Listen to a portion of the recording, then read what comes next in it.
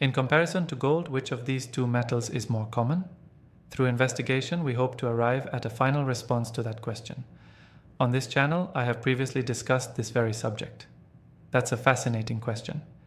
My standard response is that, by any metric, gold is far more uncommon than silver. However, there are some who disagree with me and others who respectfully disagree with me on that point. I am always grateful for challenges, by the way, and it helps if you're respectful and courteous, which admittedly is the case for the most, but there are a few exceptions. I've been covering metals on this channel for about 13 years, so I feel very confident in my knowledge of the subject.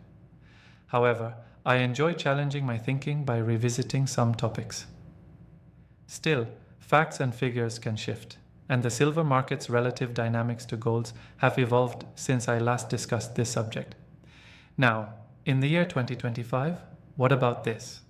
How about looking forward a few short years? Oh, isn't silver more rare than gold, or is it going to be roughly the same? Based on a recent comment in particular, there are some who think the gold to silver ratio will be 1-to-1 very soon. There are a number of different gold and silver ratios that we need to be aware of, so I'd want to spend a little time on that. The price ratio comes first, and that has been in the low to mid-90s for some time. That is underappreciated, according to many. Like many others, I think it's underappreciated.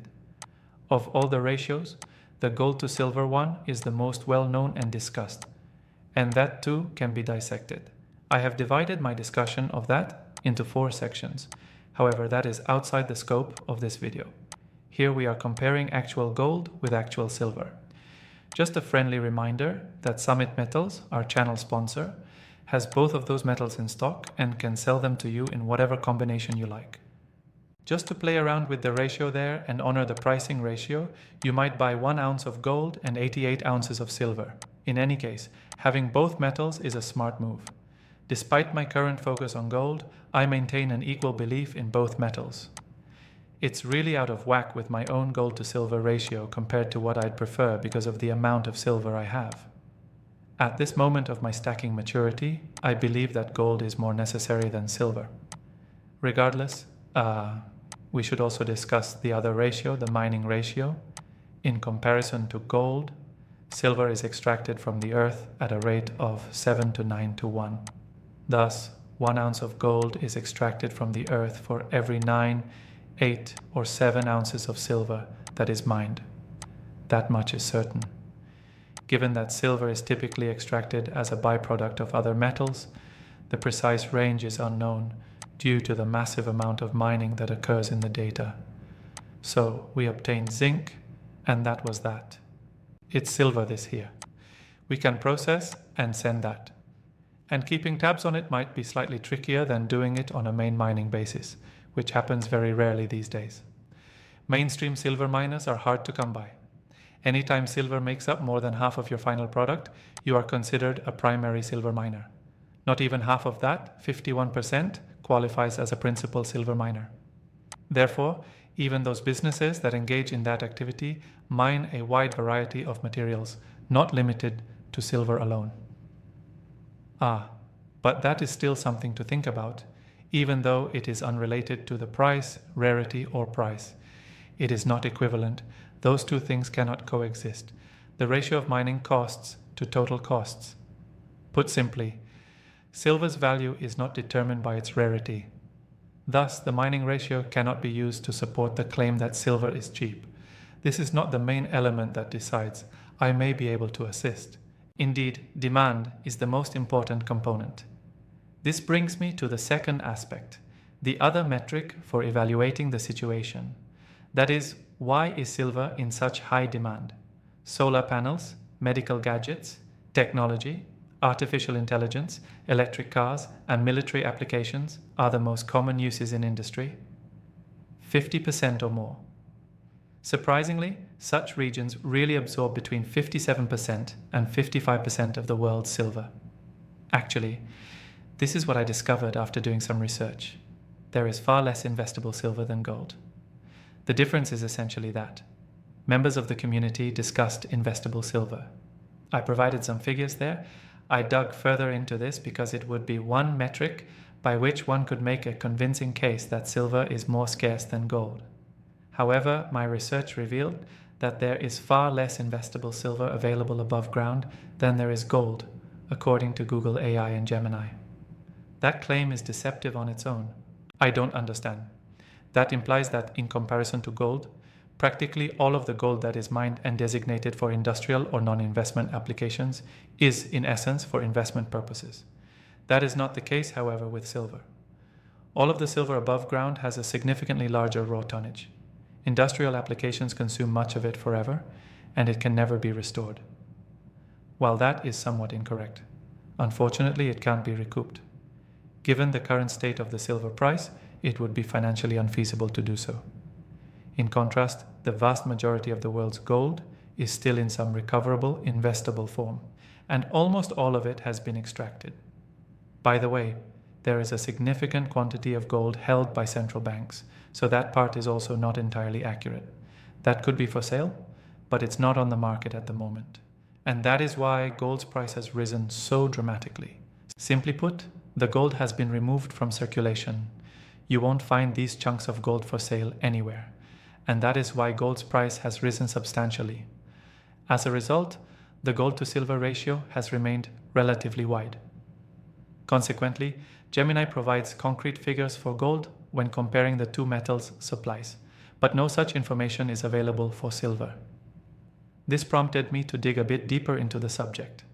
The most powerful AI model, Grok, also revealed something very remarkable to me: investment in silver versus gold without digging. And herein lies the secret. How about these figures? Critical estimations, along with comparisons between the two, were provided. Taking into consideration both gains and losses, above-ground stocks are the sum of all mined metals that are still accessible for usage today. That also includes the use or wear in industrial settings. If you're looking to invest in anything that could appreciate in value, you might consider buying bullion, coins, rounds, exchange-traded products, ETFs or ETPs, jewelry or silverware. We observe that frequently. In addition, that encompasses a wide variety of paths that occurs frequently here. Might be able to incorporate constitutional silver into it as well. Turn the wheel too. Just wanted to mention that I recently acquired this quarter's worth of constitutional silver. The amount of stuff that has been melted down and delivered to refineries is just remarkable, you know. Because of the current silver glut, we are seeing a lot of that. A lot of people are selling it. As a result, this is something truly exceptional. Estimates differ because private holdings are opaque. Thus, if prices rise sufficiently, these goods will not be included, with the exception of immobile and unlikely to reach the market uses like electrical wiring that are deeply established in industries. However, trustworthy standards can be found in publications produced by organizations such as the CPM Group, the World Gold Council, and the Silver Institute. To rephrase, this model considers the three most prominent fields in this area of study, regarding which, incidentally, CPM stands as the most conservative option. Approximately 216,265 tons of gold are located above ground. Because gold is so durable and has been around for so long, this represents the total amount of ore that has been mined. Based on historical mining, minus losses of roughly 5 to 15% over millennia, owing to industrial usage, the total above-ground stocks of silver are estimated to be around 1.6 million ounces, or 1.6 million tons. The Silver Institute has recognizable inventories of around 80,000 tons, which comprise private jewels and artificial forms. This is around 20 times greater. There was a loss of 500 to 800 million ounces of inventory due to the recent shortfalls, which were at 117 to 150 million ounces, or 36 to 4,700 tons, each year in 2024 and 2025. The overall stockpile is still quite large compared to the last 4 to 7 years. Indeed, they are still rather significant. As a result, the mining ratio and the ratio of silver to gold above ground are both approximately 7.4 to 1. This includes the fact that silver is embedded with heavy industrials, which lowers its effective availability in comparison to gold. As a result, they own up to it. And that's where most of the disputes surrounding the 1-to-1 ratio resulting from the excessive consumption of silver originate. We won't spend much time on the breakdown, but that's all. However, the proportion changes to 7.4 to 1 in comparison to the total above ground when we examine this. We have this for an investment ratio of about 4 to 1 or 4.5 to 1 between silver and gold that is above ground. I agree with that. There are around 800 to 900,000 tons of silver in the investment market, 50 to 500ths of the entire surface stock. And that's silver for jewelry. It accounts for 90 to 95% of total above ground gold reserves, or 190,000 to 200,000 metric tons. Therefore, around half to 3/4 of the total above ground stockpiles are represented by the 800,000 to 900,000 tons. Thus, that is its location. 5% of the world's gold is so held in central bank reserves. Considering that, this stands for 5 silver eagles to a single. Thus, we are bringing it up to a somewhat higher level.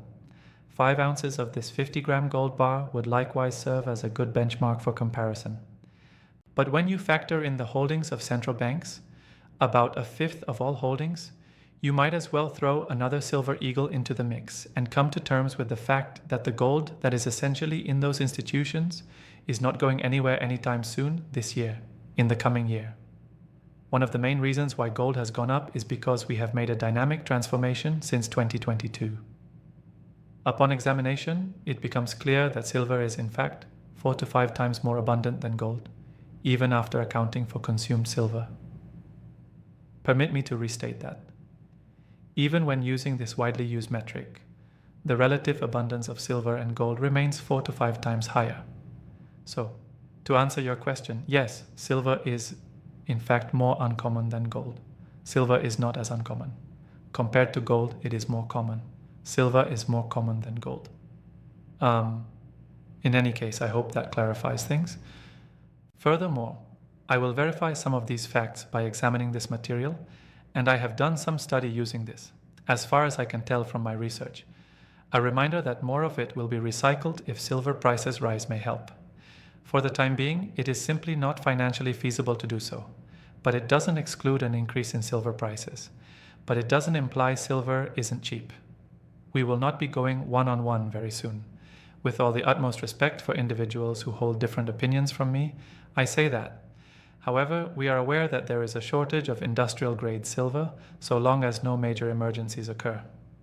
At the moment, we have an excess of bullion. In order to satisfy that industrial need, a significant amount of it is being transferred to refineries. At the moment, it is what we are seeing. Nonetheless, silver continues to pile up despite its far greater abundance. And this is where it gets interesting, guys. Changing the ratio of gold to silver requires that above ground stock. Silver should not be sold. Keep it safe. I would advise against selling your silver regardless of how little you feel like buying, unless absolutely necessary or presented with an exceptional deal. Keep your silver holdings if you think it has value. As much as I believe in silver, I also believe in being intellectually honest and being as truthful about silver as possible. Recognizing that silver sells itself and being intellectually honest about it are both crucial. We can demonstrate the value of silver with just the real facts. There's no need to do anything else. No matter what happens, silver will always be a precious metal because of this. To be honest, I was taken aback by how low that ratio was. The ratio of above ground stocks in vestibule form is 4 to 1, 4.5 to 5 to 1. In other words, I learned a lot from this. So the silver is far more uncommon than I had anticipated. I hope that was clear. The process of presenting the data taught me something. I wanted to do more with this video than simply insult my opponents. The fact that you dared me to investigate this matter has led me to the conclusion that, yes, silver is more scarce than I had originally assumed, which is actually something for which I am truly grateful. It's not more rare than gold, that's all. That concludes it. Hopefully, you have gained knowledge, insight, and understanding from this video. My deepest appreciation goes out to each and every one of you for sticking around to watch, and I would really appreciate it if you could like, comment, share, and subscribe.